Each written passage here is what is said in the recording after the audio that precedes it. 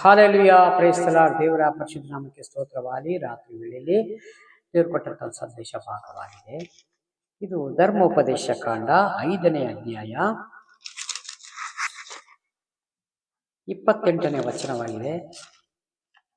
ಈ ಸಂದೇಶದ ಏನು ಹೇಳ್ತದೆ ಅಂದ್ರೆ, ಏಕದೇವರಾಗಿರುವ ಯೆಹೋವನನ್ನು ಪೂರ್ಣ ಮನಸ್ಸಿನಿಂದ ಸೇವಿಸಬೇಕೆಂಬ ಬೋಧನೆಯಾಗಿದೆ. ಹಾಲೆಲುಯಾ. ಇಲ್ಲಿ ನಿಮ್ಮ ಮಾತುಗಳನ್ನು ಯೆಹೋವನು ಕೇಳಿ, ಹಾಲೆಲುಯಾ, ಈ ಜನರು ನಿನಗೆ ಹೇಳಿದ ಮಾತುಗಳನ್ನೆಲ್ಲ ಕೇಳಿದ್ದೇನೆ. ಮೋಶೆಗೆ ಹೇಳಿದ ಮಾತುಗಳೆಲ್ಲ ದೇವರು ಕೇಳಿದ್ದಾರೆ. ಈ ಮೋಶೆಗೆ ಕೆಲವೊಂದರು ಗುಣಗುಟ್ಟದವರಿದ್ದಾರೆ. ನಾವು ಐಗುಪ್ತ ದೇಶದಲ್ಲಿ ಇರುವಾಗಲೇ ನಮಗೆ ಚೆನ್ನಾಗಿತ್ತು ಅಂತ ಹೇಳುವವರು ಇದ್ದಾರೆ, ಕೆಲವೊಬ್ರು ಮಾತು ಕೇಳುವವರು ಇದ್ದಾರೆ. ಹಾಲೆಲುಯಾ. ಅವರನ್ನ ದೇವರ ಕುರಿತು ಹೇಳ್ತಾ ಇದ್ದಾರೆ. ಒಳ್ಳೆ ಮಾತುಗಳನ್ನ ಯಾರು ಹೇಳಿದ್ದಾರೆ ಅವರನ್ನ ಕುರಿತು ದೇವರಿಗೆ ಹೇಳ್ತಾರೆ, ನಿಮ್ಮ ಮಾತುಗಳನ್ನು ಯೆಹೋವನು ಕೇಳಿ, ನನಗೆ ಈ ಜನರು ನಿನಗೆ ಹೇಳಿದ ಮಾತುಗಳನ್ನು ಕೇಳಿದ್ದೇನೆ, ಆ ಮಾತುಗಳು ಒಳ್ಳೆಯವೇ. ಹಾಲೆಲುಯಾ. ನೋಡಿ, ದೇವರು ನಮ್ಮನ್ನ ಐಗುಪ್ತ ದೇಶದಿಂದ ಬಿಡಿಸಿಕೊಂಡು ಬಂದಿದ್ದಾರೆ ಎಂಬುದಾಗಿ ನಂಬಿ ಹೇಳ್ತಾರಲ್ಲ, ಆ ಮಾತು ದೇವರಿಗೆ ಇಷ್ಟವಾಯಿತು ಅಂತ ಹೇಳಲ್ಪಟ್ಟಿದೆ. ಈ ಮಾತುಗಳು ನನಗೆ ಏನ್ ಹೇಳ್ತದೆ, ಈ ಮಾತುಗಳೆಲ್ಲ ನನಗೆ ಒಳ್ಳೆಯವೇ. ನನ್ನಲ್ಲಿ ಭಯ ಭಕ್ತಿ ಉಳ್ಳವರಾಗಿ ನನ್ನ ಆಜ್ಞೆಗಳನ್ನು ಅನುಸರಿಸುವ ಮನಸ್ಸು ಯಾವಾಗಲೂ ಅವರಲ್ಲಿ ಇದ್ದರೆ ಎಷ್ಟೋ ಮೇಲು. ಮೋಶೆ ಕರೆದುಕೊಂಡು ಬಂದ ಮೇಲೆ ಈ ಜನರಲ್ಲಿ ಏನ್ ಹೇಳ್ತದೆ ಅಂದ್ರೆ, ದೇವರು ನನ್ನ ಆಜ್ಞೆಗಳನ್ನು ಅನುಸರಿಸಿ ನನ್ನ ಮನಸ್ಸು ಯಾವಾಗಲೂ ಅವರು ಇದ್ದರೆ ಎಷ್ಟೋ ಮೇಲು, ಎಷ್ಟು ಒಳ್ಳೆಯದು. ಅಂದರೆ ದೇವರ ಮಾತು ವಾಕ್ಯವನ್ನ ಕೇಳಿ ಅದ್ರ ಪ್ರಕಾರ ಜೀವಿಸಿಕೊಂಡು ಈ ಜನರು ನನ್ನ ಆಜ್ಞೆಗಳನ್ನೆಲ್ಲ ಕೈಗೊಂಡು ನಡೆದರೆ ಎಷ್ಟೋ ಮೇಲು. ಹಾಲೆಲೂಯಾ. ಇವತ್ತು ವಾಕ್ಯ ಕೇಳಿ ಎಷ್ಟೋ ಜನ ಲೋಕದಲ್ಲಿ ಹಿಂಜಾರಿ ಹೋಗಿದ್ದಾರೆ. ಎಷ್ಟೋ ಜನ, ಬಹಳ ಜನ ಹಿಂಜಾರಿ ಹೋಗಿದ್ದಾರೆ ಪ್ರಿಯರೇ. ಯಾಕಂದ್ರೆ ಕೆಲವು ಜನ ಮಾತಿನಲ್ಲಿ ಯೇಸು ಸ್ವಾಮಿನ ಸನ್ಮಾನಿಸುವವರಾಗಿದ್ದಾರೆ, ಕೆಲವೊಬ್ರು ಆತ್ಮದಿಂದ ಸನ್ಮಾನಿಸುವವರಾಗಿದ್ದಾರೆ. ಮಾತಿನಿಂದ ಸನ್ಮಾನಿಸುವವರು ಹಿಂಜಾರಿ ಹೋಗಿರ್ತಾರೆ ಪ್ರಿಯರೇ. ಯಾಕಂದ್ರೆ ಅವರಲ್ಲಿ ಯಾವ ಒಳ್ಳೆ ಪವಿತ್ರಾತ್ಮನ ಒಂದು ಒಳ್ಳೆ ಕ್ರಿಯೆ ನಡೆಯುವುದಿಲ್ಲ. ಯಾಕಂದ್ರೆ ಇವರು ಬಾಯಿ ಮಾತಿನಿಂದ ಸನ್ಮಾನಿಸ್ತಾರೆ, ಇವರ ಮನಸ್ಸು ನನಗೆ ದೂರವಾಗಿದೆ, ಇವರು ಭಕ್ತಿ ತೋರುವುದು ವ್ಯರ್ಥ ಅಂತ ಮಾರ್ಕ ಪತ್ರಿಕೆಯಲ್ಲಿ ಬರೆಯಲ್ಪಟ್ಟಿದೆ. ಹಾಗಾಗಿ ಇಲ್ಲಿ ನೋಡಿ, ಎಷ್ಟೋ ಮೇಲು.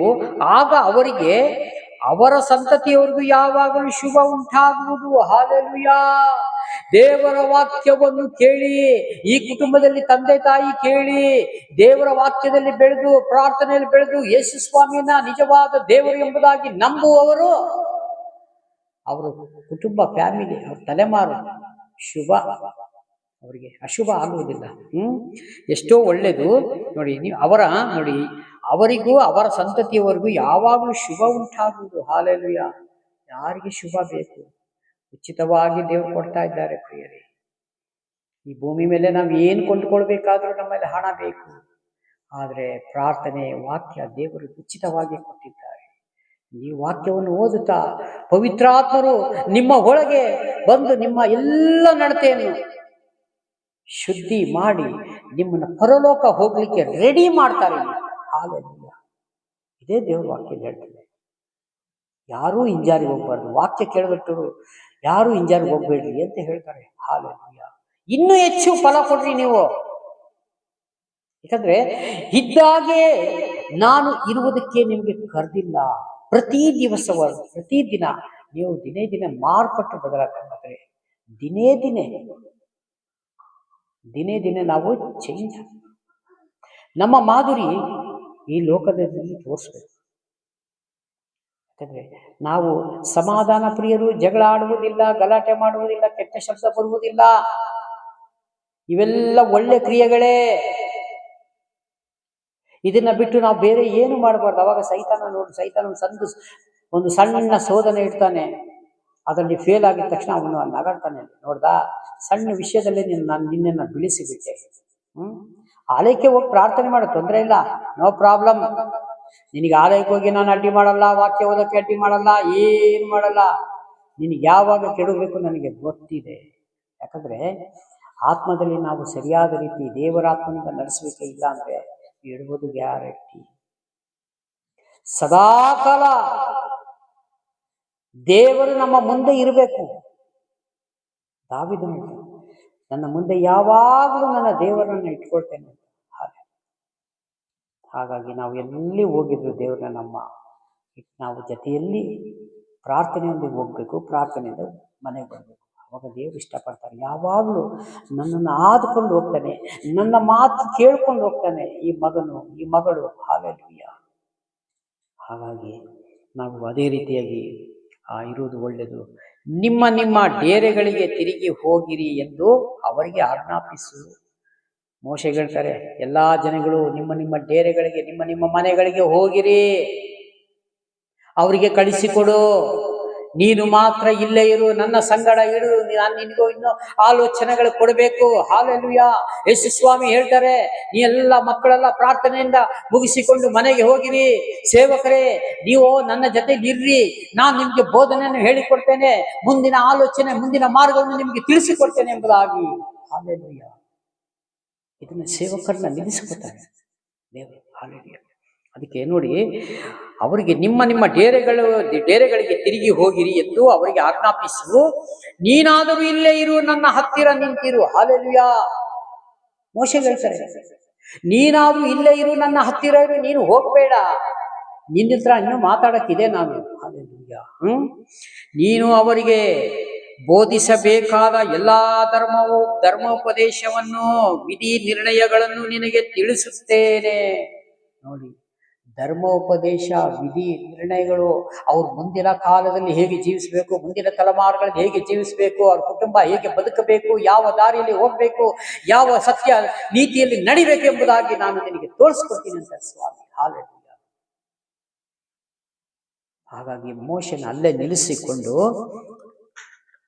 ನೋಡಿ ತಿಳಿಸುತ್ತೇನೆ, ನಾನು ಅವರಿಗೆ ಸ್ವಂತಕ್ಕಾಗಿ ಕೊಡುವ ದೇಶದಲ್ಲಿ ಅವರು ಇವುಗಳೆಲ್ಲ ಅನುಸರಿಸಬೇಕು ಎಂದು ಹೇಳಿದನು. ಹಾಲೆಲೂಯಾ. ನಾನು ಕೊಡುವ ದೇಶದಲ್ಲಿ ಅವ್ರು ಹೇಗೆ ಅನುಸರಿಸಿಕೊಂಡು ಬದುಕಬೇಕಂದ್ರೆ ಪರಲೋಕ ರಾಜ್ಯವನ್ನು ಕೊಡ್ಲಿಕ್ಕೆ ದೇವರು ಇಲ್ಲಿ ಮಾತನಾಡ್ತಾ ಇದ್ದಾರೆ. ಹಾಲೆಲೂಯಾ. ಹೇಗೋ ಇದ್ದು ಹೇಗೆ ಪರಲೋಕ ರಾಜ್ಯ ಸೇರಿಕಾಗುವುದಿಲ್ಲ.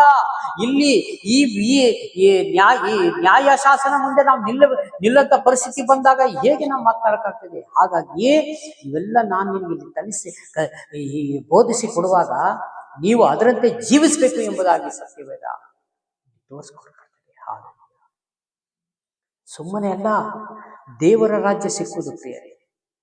ಆ ಪ್ರಾರ್ಥನೆ ಮಾಡಿ, ಕಾಣಿಕೆ ಕೊಟ್ಟು,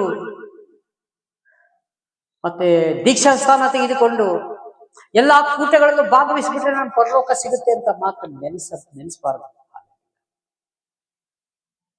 ನೋಡಿ, ಅದಕ್ಕೆ ದೇವರು ಹೇಳ್ತಾರೆ, ಕರೆಯಲ್ಪಟ್ಟರು ಬಹಳ ಜನ ಆಗಿದ್ದಾರೆ. ಹಾಲೆಲೂಯಾ. ಈ ಲೋಕದಲ್ಲಿ ಎಷ್ಟೋ, ಈ ಪ್ರಪಂಚದಲ್ಲಿ ಎಷ್ಟು ಆಲಯಗಳಿದೆ, ಎಷ್ಟು ಪ್ರಾರ್ಥನೆ ಆಲಯಗಳಿದೆ. ಹಾಲೆಲೂಯಾ. ಅಲ್ಲಿ ಎಷ್ಟು ವಿಶ್ವಾಸಿಗಳಿದ್ದಾರೆ. ಹಾಲೆಲೂಯಾ. ಆ ವಿಶ್ವಾಸಿಗಳಲ್ಲಿ ಎಷ್ಟೋ ಕೋಟಿ ಕೋಟಿ ಕೋಟಿ ಜನ ಯೇಸು ಸ್ವಾಮಿಯನ್ನು ನಂಬುವವರಿದ್ದಾರೆ. ಹಾಲೆಲೂಯಾ. ಅದಕ್ಕೆ ದೇವರು ಹೇಳ್ತಾರೆ, ಕರೆಯಲ್ಪಟ್ಟರು ಬಹಳ ಜನ, ಆಯಲ್ಪಟ್ಟವರು ಸ್ವಲ್ಪ ಜನ. ಇದರೊಳಗೆ ಎಷ್ಟು ಜನ ಎತ್ತಲ್ಪಡ್ತಾರೆ ಅನ್ನೋದು ಭಾರಿ ಮುಖ್ಯವಾಗಿದೆ.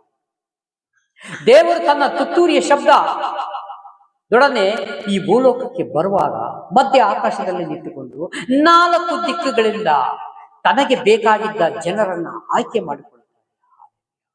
ಅವ್ರನ್ನ ಹಾಗೆ ಎತ್ತಿಕೊಂಡು ಹೋಗ್ತಾರೆ ಅಂತ ವಾಕ್ಯ.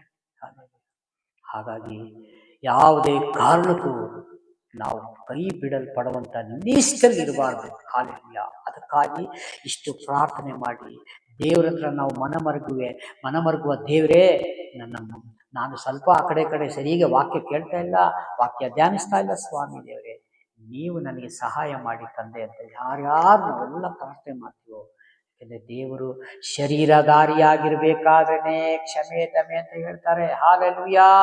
ಶರೀರ ಬಿಟ್ಟು ಯಾವುದೇ ಕಾರಣಕ್ಕೂ ನಮಗೆ ಕ್ಷಮಾಪಣೆ ಇರುವುದಿಲ್ಲ. ನೋಡಿ, ಲಾಜರ್ನು ಐಶ್ವರ್ಯವಂತನು ಒಂದು ವಾಕ್ಯದಲ್ಲಿ ನೋಡಲ್ಪಟ್ಟಿದೆ, ಟೈಮ್ ಇಲ್ಲ, ಆದರೆ ಅದು ದೇವರ ಚಿತ್ತವಾದರೆ ಇನ್ನೊಂದು ದಿವಸ ತೆಗೆದುಕೊಳ್ಳೋಣ. ಅವನು ಐಶ್ವರ್ಯವಂತನು, ಈ ಭೂಮಿ ಮೇಲೆ ಚೆನ್ನಾಗಿ ಊಟ ಮಾಡ್ದ, ಚೆನ್ನಾಗಿದ್ದ. ಅವನು ಎಂಜಿಲಿನ ಕೆಳಗೆ ಬಿದ್ದಿದ್ದಲ್ಲಿ ಲಾಜರ್ನ ಊಟ ಮಾಡಿ ಅಬ್ರಾಮನ ಎದೆ ಹೊರ್ಕೊಂಡ. ಇವನು ಪಾತಾಳಕ್ಕೆ ಹೋದ. ಆ ವಾಕ್ಯ ದೇವರ ಚಿತ್ತವಾದರೆ ಇನ್ನೊಂದ್ಸಲ ತೆಗೆದುಕೊಳ್ಳೋಣ. ಕಣ್ಣು ಚೆಂದು ಪ್ರಾರ್ಥನೆ ಮಾಡಿ ಮುಕ್ತಾಯ. ಪ್ರೀತಿ ಸ್ವರೂಪನಾದ ದೇವರೇ, ರಾಜಾದಿರಾಜನೇ ಸ್ವಾಮಿ, ನಿಮಗೆ ಮಹಿಮೆಯಾಗಲಿ. ಈ ವಾಕ್ಯ ಕೇಳಿದಂಥ ಪ್ರತಿಯೊಂದು ಕುಟುಂಬಗಳ ಮೇಲೆ ಸ್ವಾಮಿ ನಿಮ್ಮ ಕರುಣೆ, ನಿಮ್ಮ ಪ್ರೀತಿ, ನಿಮ್ಮ ಸಹನೆ ದೇವರೇ ಅವರೆಲ್ಲರ ಮೇಲೆ ಅವರಿಗೆ ಪ್ರಾರ್ಥಿಸ್ತೇನೆ. ತಂದೆ, ಮಗ, ಪವಿತ್ರಾತ್ಮನ ಹೆಸರಲ್ಲಿ ಕರ್ತನೆ ಪ್ರಾರ್ಥಿಸುವಾಗ ದೇವರೇ, ಈ ಎಲ್ಲ ಸ್ವಾಮಿ ವಿಡಿಯೋ ಮುಖಾಂತರ ನೋಡುತ್ತೆ ಪ್ರತಿಯೊಂದು ಕುಟುಂಬವನ್ನು ನೆನೆಸಿ ನಿಮ್ಮ ಕಳುಹಿಸ್ತೀನಿ. ಪ್ರಾರ್ಥನೆ ಕೇಳಿದ ಸ್ತೋತ್ರ. ಯೇಸುನಾಮದಲ್ಲಿ ವಿಡಿಯೋ ಎನ್ನುತ್ತೇನೆ ಪರಲೋಕದ ತಂದೆ. Praise the lord. God bless you. ದೇವರೆಲ್ಲರನ್ನು ಆಶೀರ್ವದಿಸಲಿ. ಆಮೆನ್.